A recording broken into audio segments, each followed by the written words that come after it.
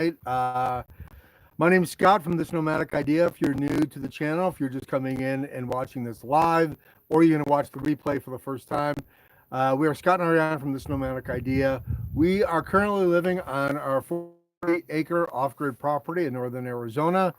And for the last 5 years, we've traveled in a 1976 vintage Airstream that we renovated and traveled across country in. So just wanted to just kind of want to say hi. I haven't done a live for a minute, and just kind of give an update on what's been happening and what's what's been going on, especially after the flood we had or the monsoon rains we had last week. So if you guys are just coming in, go ahead and ask any questions you'd like. We always answer every single question that you have.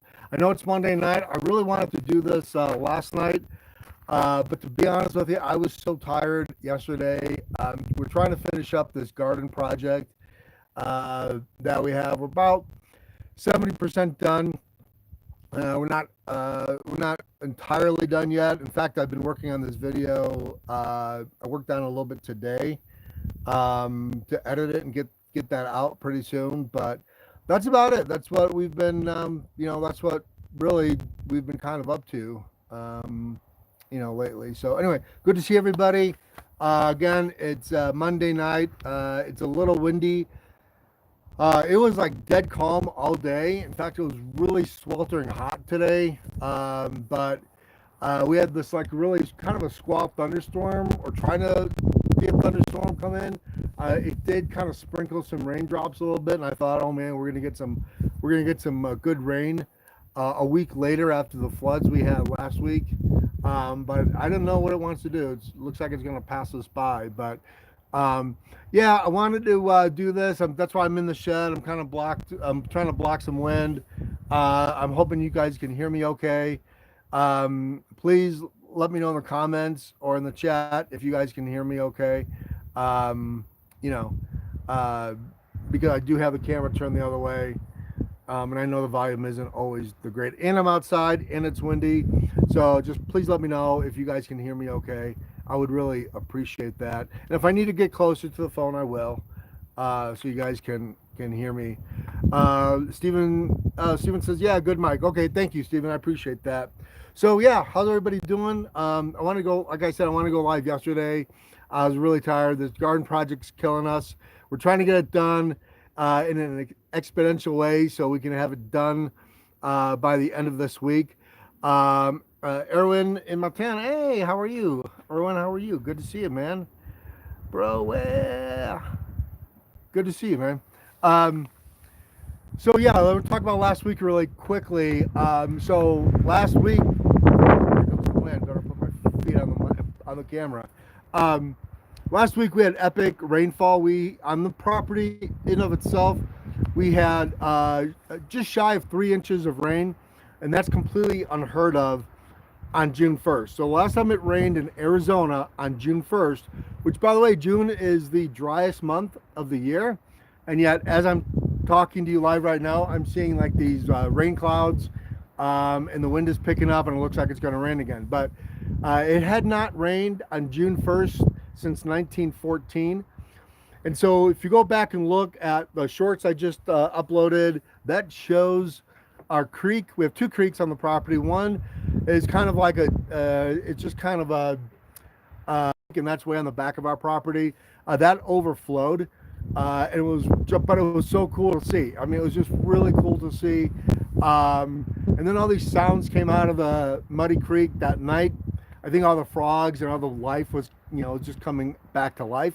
So it was really cool. The flood was epic. We definitely got a taste of what monsoon season is going to be like on our property, where the water flows, how it flows, and that's really what the goal was. We wanted to make sure that, we spend a lot of time on the property before we really start pouring concrete and, like looking where our potential build is going to be. What's it like when it floods? What's it like when we get these monsoons? And that was really why we stayed up here, is because we needed to see where the water flowed. and how it flowed. And I can already see where I'm going to build some check dams and hold back the water a little bit, and maybe like just kind of keep it up. We are on a flat part up here. It didn't necessarily flood up here, although once it rains, man, your driveway, and I'm so glad we put that cinder stone on it. Otherwise, we would have sunk down probably to the axle. The Airstream definitely would have sunk. The road, the roads just get really muddy up here. So we definitely enjoyed it. It was kind of it was weird. Our property got struck by lightning, and it was powerful enough to shut the solar system down. So that was kind of weird, but it came back on right away. Uh, I'm not really sure where it struck. We walked the property trying to see where we could find where the lightning struck. We just couldn't find it. So, but yeah, it was really cool. I mean, we definitely got a lot of water. 3 inches of rain in 3.5 days is just a lot of water for up here. So the creeks were flowing, they were flooding. We have Muddy Creek that flooded. One of the roads out here completely flooded. And so we were stuck on the property for 2 full days. We wouldn't have been able to get off and drive. We have like a 6 mile drive just to the blacktop, and then from the blacktop, we have another probably 6 miles to get to the expressway. So we were definitely stuck up here for a while. But we got to see where the water flowed, and that was a really good thing. I think when you buy property, especially off-grid property, it's definitely beneficial to just to stay on the property for as long as you can, in all 12 months of the year. Depending on zoning and what if you can do that or not. But it's really ideal to try to get on your land every single month of the year, so you can see when those monsoon seasons come. Now we were really lucky. This happened in June, the beginning of June last week, and so normally you don't get to see that rain until like July, sometimes late July, August. So we were really lucky to see that so quickly, and so much of it. But yeah, so that was really cool. It was really cool to see. I'm glad we got to see it. We definitely have some beautiful our creek that if you watch that video of the tour, the 40-acre tour. I talk about the creek that I think is going to be a waterfall. That's the creek that flooded, and yeah, there were like little mini waterfalls going down it. So that was really cool to see. Then we walked all the way in the way back of the lower deck. We call it the lower deck because our property kind of dips way down, and then in the lower half, it's probably about 20 acres, is just completely flat. And then in the back, we have a creek that kind of skirts inside of our property border. That's actually called Muddy Creek, and so we got to see that flood. So that was really cool. So that's about the flood. That was the whole thing with the flood, and you know, I don't know. It was just cool to see that much rain in Arizona in June. So we have some dark clouds coming around too. It was really calm, really warm today. But now it's kind of cooling off a little bit. I've actually brought the swamp cooler out of hibernation. I did a little short video on that. I did a video on our swamp cooler like maybe 5 years ago, maybe 4 years ago when we were in Sedona, Arizona, and it was like temps were like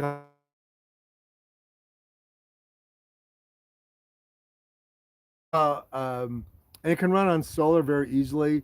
So I did an update on that. I did a short on that. And if you do it right, if you keep the back window of the Airstream open and you kind of let the air come in this way and out that way, the swamp cooler puts moisture in the air. So, but if you do that, you can just kind of regulate the humidity in there because you're putting water in the air. But I can usually drop the temperature. I mean, like today, I got up to like 93 in the Airstream, and by the time the storm started rolling in, I'd gotten it down to like 84. So, I mean, the swamp cooler doesn't take that much energy. It's just like a little tiny water pump. and a big fan. So it doesn't really take that much energy. So it's really easily to run on solar. The bad part of it is that it does take water. And if you're living in a climate where water is a commodity like we are up here, um, I don't want to be putting 5 gallons of water in this thing every day. That's going to add up really quickly. And we just don't have the water capacity yet to be able to do that.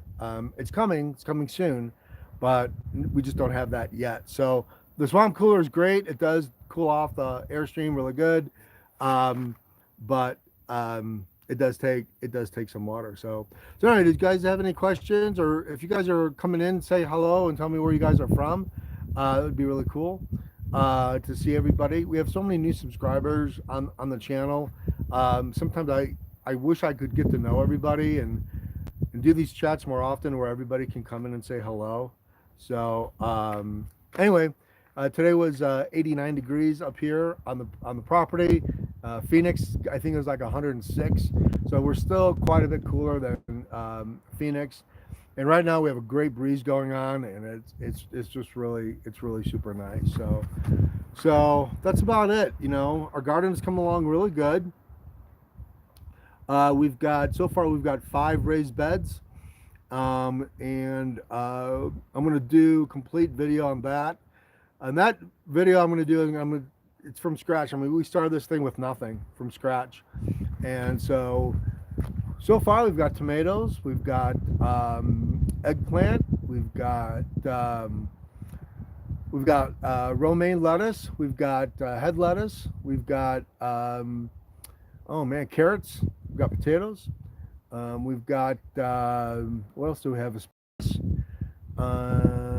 What else? I can't think of anything else. Oh, carrots. We got carrots. So yeah, that's coming along really good. I will say this about Arizona is that up here on the high desert, and I don't really see a lot of YouTubers that are off grid talking about this as far as their garden goes. And I can see why they don't talk about it that much, because even in the high desert, even like close to 6,000 feet, yeah, the temps are cooler, but the sun will burn the leaves off your plants. So you definitely got to have shade cloth, and you definitely have to police it and manage it. I'm hoping that when we get done to the water portion of the garden, we'll be able to install some kind of drip irrigation. That way we can kind of leave the property and to make sure our plants and stuff are getting watered. But the sun, it really is a beat down on your plants, especially the leaves. So shade cloth is definitely a must. And it definitely is a must. But I don't really see a lot of YouTubers talking about that, especially in their gardens, especially the ones that are going off grid. So that's kind of I can see that's going to be a challenge for us for the rest of the summer. It's only June, so I don't plan on even harvesting. The lettuce will harvest all summer to make salads, especially the romaine lettuce. We'll harvest all that. But like some of the other big yield fruit, like peppers and eggplant, that's going to be probably still another, 2.5, 3 months away. So anyway, you guys, thanks for coming in. If you guys want to introduce yourselves or tell me where you're from, I'd really appreciate it. That'd be really cool. We're outside. I know it's about like 84 degrees right now. The temperature drops nicely this time of day. Yeah, talking about the flood last week, how much rain we got. We're talking about other video projects that we're doing. Check out the shorts though with the flood. That was amazing. That was really cool. Oh, one of the things that we did, Ariane and I did, a couple weeks ago, we took 2 real historic roads out here up in the northern part of Arizona. We took Williamson Valley Road. That's actually a stagecoach road. That road goes all the way back to the 1400s, when the Yavapai Indian were out here. Um, and then that road was also used for Civil War for military use. And then a lot of settlers came in on that road uh, from the high country to Prescott, Arizona. So Williamson Valley Road comes right off the. If you're coming from Flagstaff, it's the first Seligman exit where the Chevron station is. I shot a video of kind of like the start of that trail, but it's a road that takes you all the way from Seligman all the way into Prescott, and it's really cool. It's just a really cool road. All kinds of dispersed camping back there. Um, some of it is cool. Some of it you're going to need probably a better four-wheel drive. I wouldn't do that. I wouldn't do that road anytime the weather is inclement or we've had rain or snow. I would not do it without being in a four-wheel drive. But a lot of cool camping back there. I mean, a lot of cool camping. So if you want to drive in between Prescott and Seligman, and you're camping, and especially in an overland vehicle, um, like overland vehicle for sure. I would not do it in an RV at all, but definitely like truck camper, overland vehicle, absolutely. The other road we did was really another historic road that comes out off of Ash Fork, off of 89, um, and really outside of Williams, Arizona. So outside of Williams, Arizona, there's a road called Perkinsonville Road, and 11 miles of that out of Williams, Arizona is paved up until you get to Drake Road. That was the road that I took to get in there. And then from that, it will go all the way into Jerome, Arizona.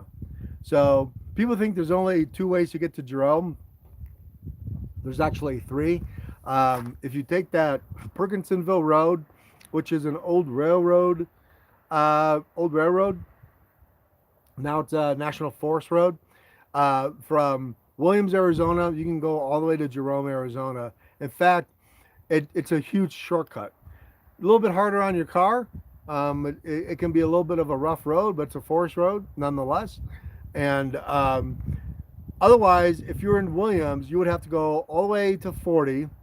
You'd have to go all the way to Flagstaff and catch Highway 17, come all the way down Highway 17, okay? And then you'd have to come into Camp Verde on 260 and go all the way around 260 and go up to Jerome on 89A. That's one way. But if you're in Williams and you want to go to Jerome, Perkinsonville Road is a shortcut. It's a forest road. It's not great for smaller cars or low clearance cars. I wouldn't do it in anything else but a Jeep or four-wheel drive. But they also have great dispersed camping back there.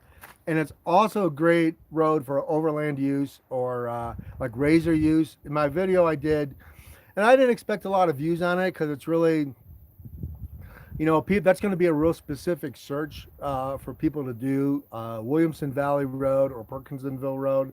That's a really niche search. So I kind of put it up there for that. But if you have a side by side, Perkinsonville Road, man, you're gonna have a blast. Go have lunch in Jerome, come back, and there's awesome camping north of Williams. That's all I can say. I mean, south of Williams in the Coconino National Forest. There's beautiful camping back there. So in my video, I expand. If you're gonna tow, camp in Williams, unhitch your Jeep or your Razor, and go to lunch, and then come back. I mean, it's just a great road. So yeah, we did that a couple weeks ago to check out all camping spots and check out the roads and kind of see what camping. The hiking diva, howdy hiking Yoda. Wow, been a long time. And so we did those two roads. I mean, just beautiful camping opportunities back there. Just awesome. So that's really about it, man. I just kind of wanted to touch base with everybody and say, I appreciate you guys. Thank you for watching. Thanks for keeping the channel going. Really appreciate it. We've transitioned so much on this channel. In fact, the hiking diva, she's still here. She would know it.